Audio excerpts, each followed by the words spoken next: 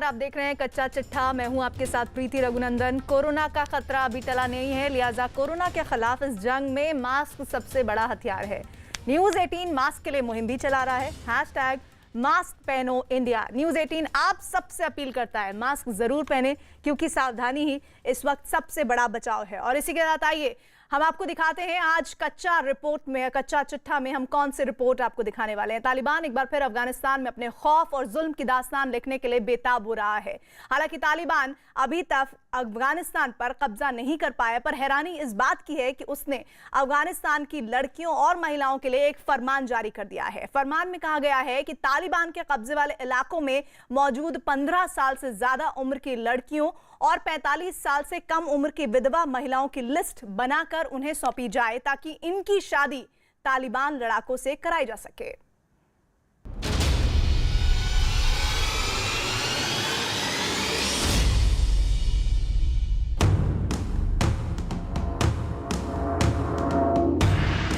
ये है तालिबान के शैतानी राज की वापसी।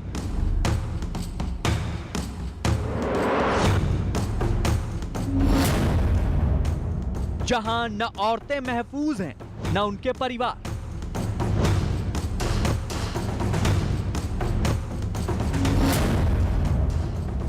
जहां तैयार हो रही है दुल्हनों की लिस्ट।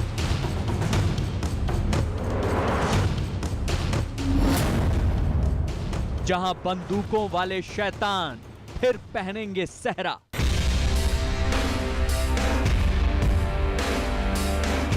जहां फिर अकेले घर से निकलने पर औरतों को मार दी जाएगी गोली। अफगानिस्तान फिर उसी अंधेरे में गिरफ्तार हो रहा है। फिर वही वहशी राज कायम हो रहा है। वही दहशत, वही बंदिशें, वही जिल्लत और वही नंगा नाच। फिर लौट रहा है तालिबान का शैतानी राज।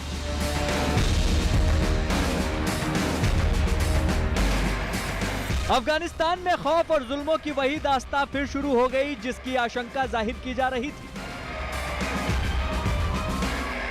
तालिबान के आतंकियों ने अपने घिनौने इरादे की पूरी लिस्ट तैयार की है, और वो लिस्ट इमामों के जरिए अफगानिस्तान के उन इलाकों में पहुंचाई जा रही है जहां तालिबान के आतंकियों ने कब्जा कर लिया है।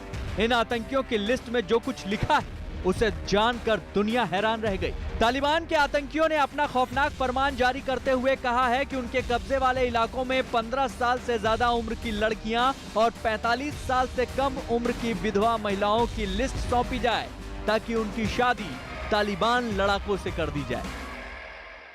तालिबान में एक गुट नहीं है, बहुत से गुट हैं। उसमें कुछ गुट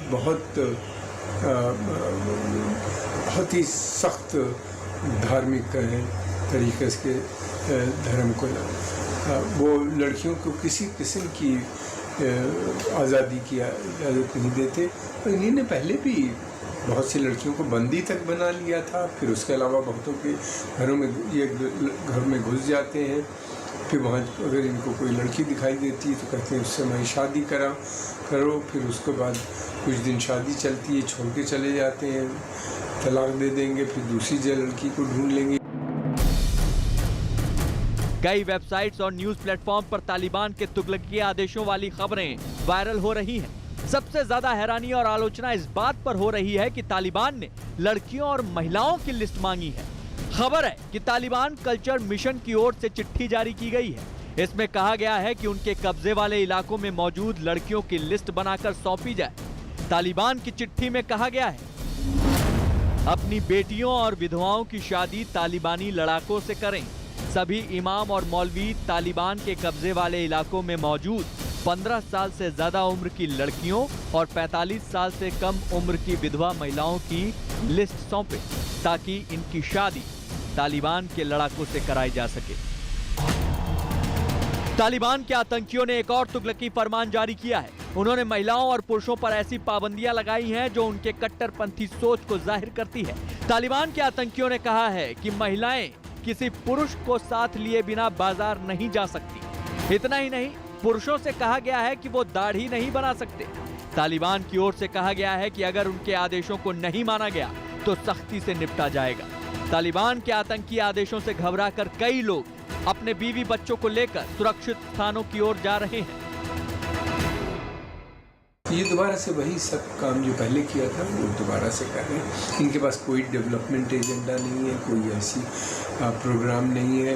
इनके पास ये यकीन ही नहीं रखते डेवलपमेंट में। ये तो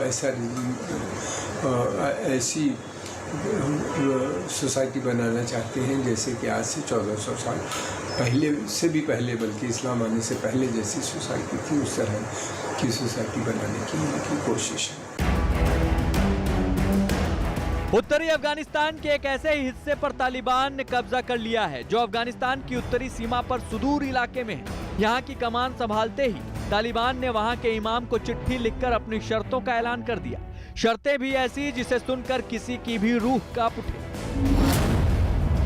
तालिबान ने कहा कि महिलाएं और लड़कियां अकेले बाजार नहीं जा सकती, बल्कि किसी मर्द को साथ लेकर ही बाजार जाने की इजाजत है। तालिबान की ओर से पुरुषों के दाढ़ी बनाने पर भी रोक लगा दी गई है और स्मोकिंग यानी धूम्रपान पर भी पाबंदी है।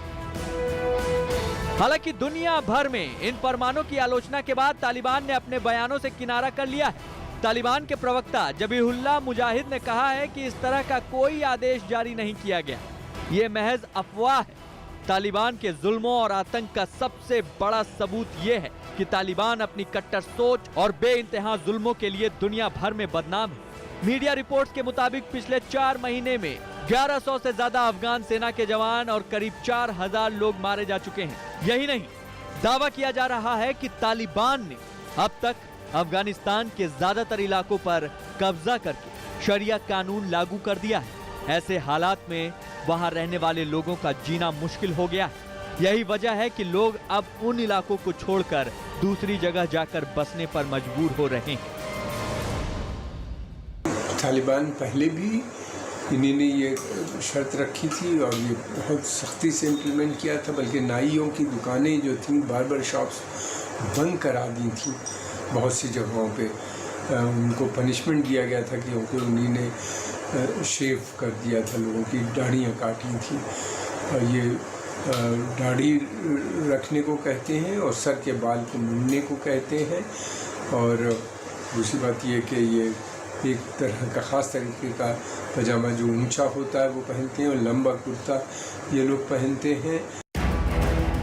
तालिबान के फरमान की वजह से इलाके के लोगों में डर का माहौल पैदा हो गया है। तालिबान के कब्जे वाले इलाके में रहने वाले लोगों का दावा है कि ताजिकिस्तान सीमा पर तालिबान के कब्जा करने के बाद लोगों को एक मस्जिद में इकट्ठा किया गया था। दावा किया गया कि उस वक्त तालिबानी लड़ाकों ने ऐलान किया कि उस इलाके में रात में किसी को भी घर से निकलने की इजाजत नहीं है। यही नहीं, हरे और लाल रंग के कपड़े पहनने पर भी रोक लगा दी गई है क्योंकि ये रंग अफगानिस्तान के झंडे पर मौजूद है। इसके अलावा पुरुषों के लिए पगड़ी पहनना जरूरी कर दिया गया है, जबकि लड़कियों को 6वीं क्लास के बाद पढ़ाई छोड़ देने का नियम बनाया गया है। हालांकि ये पहला मौका नहीं है जब अफगानिस्तान पर तालिबान का कहर बरपा हो। इससे पहले तालिबान ने अफगानिस्तान पर 1996 से 2001 तक शासन किया था। उस दौरान भी महिलाओं को घर के अंदर रहने का आदेश था जब तक कोई पुरुष साथ न हो। लड़कियों को स्कूल जाने की अनुमति नहीं थी। नमाज नहीं पढ़ने पर सरेआम पीटा जाता था। और तो और लड़कियों के लिए सिर्फ पारंपरिक कपड़े पहनना जरूरी कर दिया गया था और यौन अपराधों के मामले में दोषियों को पत्थर मारकर मौत के घाट उतार दिया जाता था। अफगानिस्तान से अमेरिकी फौज की वापसी के बाद से तालिबान के हमले लगातार बढ़ रहे हैं। अफगानिस्तान के सैनिकों को कई मोर्चे से पीछे हटना पड़ा है, जिसकी वजह से तालिबान के कब्जे का दायरा बढ़ रहा है।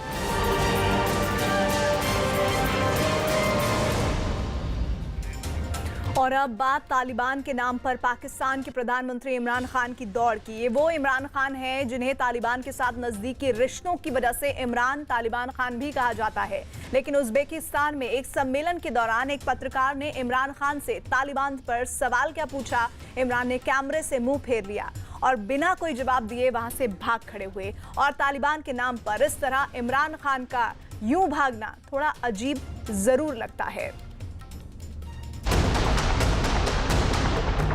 तालिबान पे आपका क्यों नहीं है? इमरान साहब जवाब ले लीजिए। इमरान साहब जवाब ले लीजिए।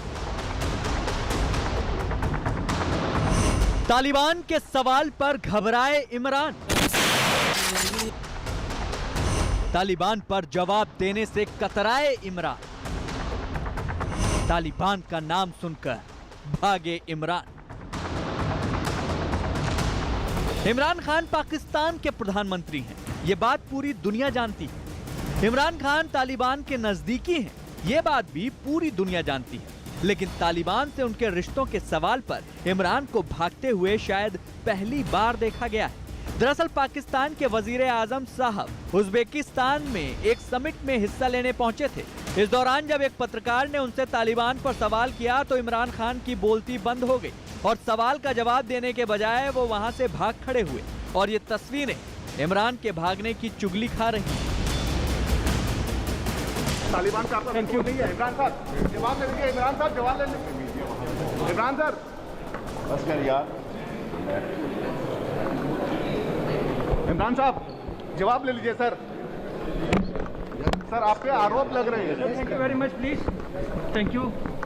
Don't push. Sir, thank you. Don't push. He is replying. PM Imran साहब आप एक जवाब ले लीजिए। क्या तालिबान पे कंट्रोल नहीं है आपका? आप पे आरोप लग रहे हैं। Thank you very much. Thank you very much, sir. Thank you. पूरा किस्सा आपके सामने है। दरअसल एक पत्रकार ने इमरान खान से पूछा था, क्या तालिबान पर उनका कंट्रोल नहीं है क्या? सवाल सुनते ही इमरान खान की बॉडी लैंग्वेज चेंज हो गई और उन्होंने मुंह फेर लिया और वहां से भाग खड़े हुए। पत्रकार थोड़ी दूर तक उनसे सवाल पूछता रहा और उनके पीछे पीछे दौड़ता रहा, लेकिन इमरान ने कोई जवाब नहीं दिया। अब इस सवाल पर आखिर इमरान ने क्यों कोई जवाब नहीं दिया, ये तो वही बता सकते हैं। लेकिन अफगानिस्तान के राष्ट्रपति अशरफ गनी पाकिस्तान पर यह आरोप लगा चुके हैं कि पाकिस्तान अफगानिस्तान की जंग में तालिबान की मदद कर रहा है। क्या जवाब देंगे? क्योंकि तालिबान पाकिस्तान की नहीं सुनता है, ये बात पूरा जग जानता है। पर पाकिस्तान फिर भी तालिबान की सपोर्ट कर रहा है, चाहे वो उनकी एयर सपोर्ट दे रहे हो, मिलिट्री की मदद दे रहे हो या लॉजिस्टिक की सपोर्ट हो। पाकिस्तान तालिबान को मदद कर रहा है ताकि एक लंबे समय के लिए वो सोच रहा है कि तालिबान अफगानिस्तान पर कब्जा करेगा और पाकिस्तान के जो रिलेशंस हैं वो अफगानिस्तान के साथ बेहतर होंगे। इस सम्मेलन में इमरान खान अफगानिस्तान के राष्ट्रपति अशरफ गनी से भी भिड़ चुके हैं। राष्ट्रपति अशरफ गनी ने तालिबान के साथ पाकिस्तान के करीबी रिश्तों की पोल इस सम्मेलन के दौरान खोल दी थी, लेकिन इमरान ने कहा कि पाकिस्तान आतंकवाद से सबसे ज्यादा प्रभावित देश है।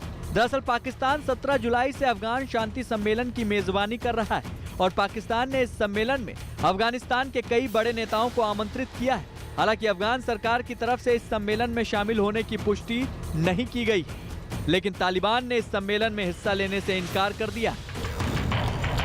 दरअसल तालिबान फिर से अफगानिस्तान में अपनी पकड़ मजबूत कर रहा है और इसको लेकर पाकिस्तान की बड़ी भूमिका भी सामने आने लगी है। हाल ही में अफगानिस्तान के उपराष्ट्रपति अमरुल्लाह सालेह ने ट्वीट करते हुए पाकिस्तान पर आरोप लगाया कि पाकिस्तान वायुसेना अफगानिस्तान के कुछ इलाकों में तालिबान लड़ाकों को एयर सपोर्ट यानी हवाई सहायता दे रही है। पाकिस्तान ने तो अफगानिस्तान के उपराष्ट्रपति अमरुल्लाह सालेह के आरोप पर कोई जवाब नहीं दिया, लेकिन समाचार न्यूज एजेंसी रॉयटर्स ने पाकिस्तान की पोल जरूर खोल दी। इन तस्वीरों में आप तालिबान के लड़ाकों का पाकिस्तान के चमन शहर के एक अस्पताल में इलाज होते देख सकते हैं। ये इस हकीकत का एक पहलू है और दूसरा पहलू देख और सुनकर आपके होश उड़ जाएंगे। दरअसल स्पिन बोलदाक में अफगान सेना और तालिबान लड़ाकों के बीच छिड़ी जंग के दौरान रॉयटर्स न्यूज एजेंसी के लिए काम करने वाले भारतीय मूल के एक फोटो जर्नलिस्ट और पुलित्जर पुरस्कार विजेता दानिश सिद्दीकी की मौत हो गई।